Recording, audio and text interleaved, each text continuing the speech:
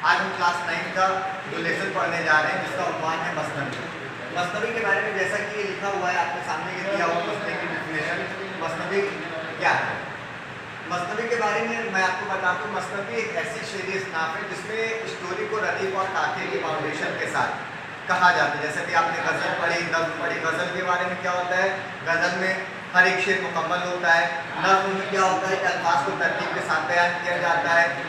मसनवी में क्या होता है कि स्टोरी को आप रदीफ और काफिये के फाउंडेशन के साथ बयान करते हैं। यही मसनवी आपके बुक्स में दी है। अगर इसकी एक्सप्लेनेशन देखना चाहेंगे इसके बारे में तो दिया हुआ कि मसनवी मुसलसल अशार के ऐसे मजमूओं को कहते हैं, मतलब जो शायरी का एक ऐसा मजमुआ, ऐसा कलेक्शन जिसमें हर एक शेर के दोनों मिसरे हम काफिया होते हैं, मतलब लास्ट का मिसरा और सेकंड लास्ट का मिसरा रिपीटेड होता है और काफी अलग अलग होते हैं। तो मसनवी के बारे में ये डेफिनेशन दी गई। मसनवी के आशार की जो दिया गया है कैद जो है फाउंडेशन नहीं होती।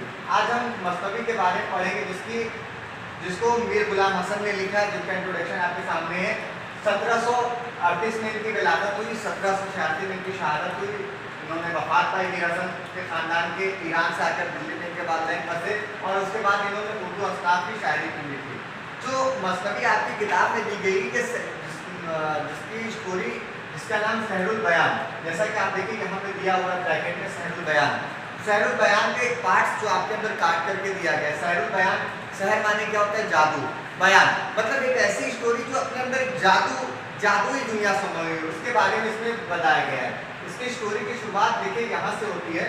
इसमें एक दास्तान बताया गया है, दास्तान शहजादे के गायब होने की, ठीक है, जैसा कि इसमें दिया गया। इससे पहले मैं इस स्टोरी को एक्सप्लेन करूँ, आपको इसकी स्टोरी शॉर्ट में बता देता हूँ। इस स्टोरी का अनुमान ये कि जैसे पहले के दौर में अलिफ लैला और ये सारी स्टोरियाँ आती थी, वो इन्हीं बेस पे ये स्टोरियाँ होती थी।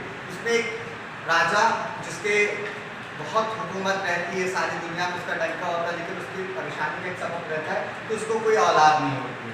वो नजूमियों को बुलाता है, एस्ट्रोनॉट को बुलाता है, सबको बुलाता है। सारे लोग जब उसकी तकदीर देखते हैं और सारे लोग अपने अपने कैलकुलेट करते हैं तो ये पता चलता है कि इसकी किस्मत में एक बेटा तो है, लेकिन उसके लिए बहुत सारी चीज़ें करनी पड़ेगी। राजा से कहा जाता है कि मैं तुम्हारे लिए दुआओं का सिलसिला करूँगा, लेकिन एक शर्त है। सारे नजूमी तुम्हें मिल करके कहते हैं कि एक शर्त है।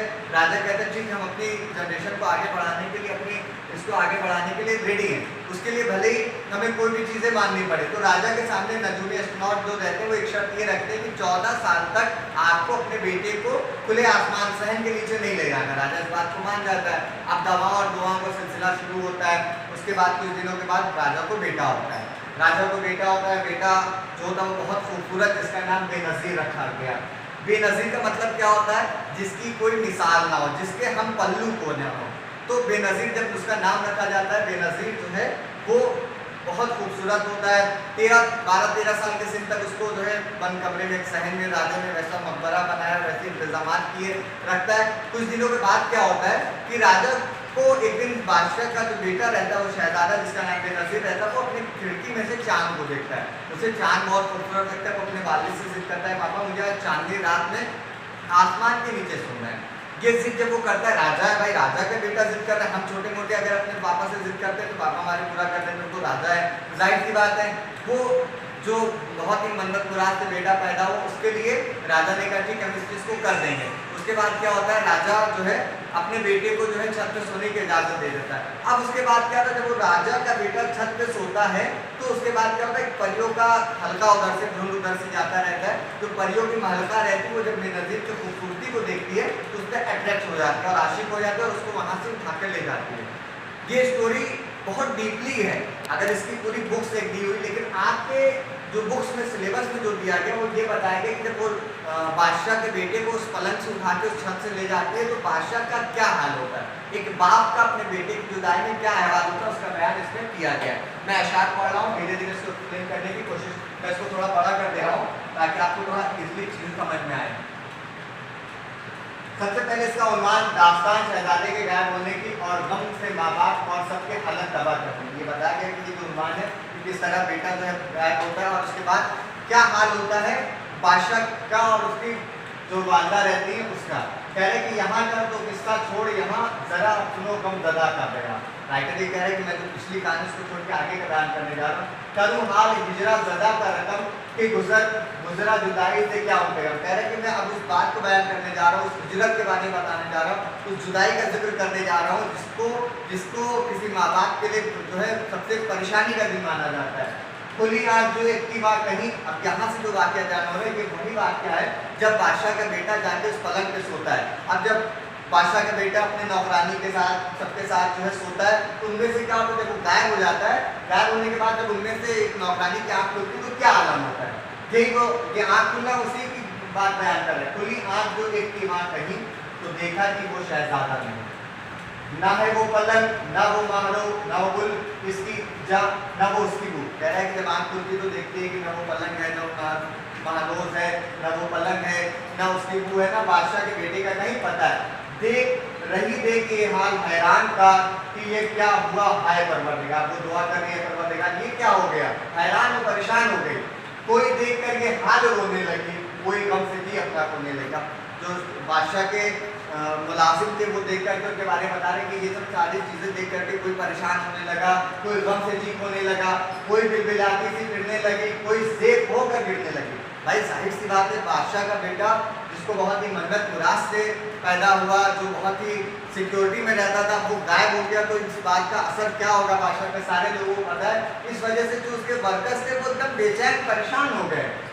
कोई सर पे रख हाथ दिलगीर हुई, गई बैठ मातम की तस्वीर हुई, रख कोई रख के जेर जंजा चढ़ी, रही नरगिस आशा खड़ी खड़ी। कह रहे कि जो जिस कंडीशन में था वैसे ही शॉक हो गया।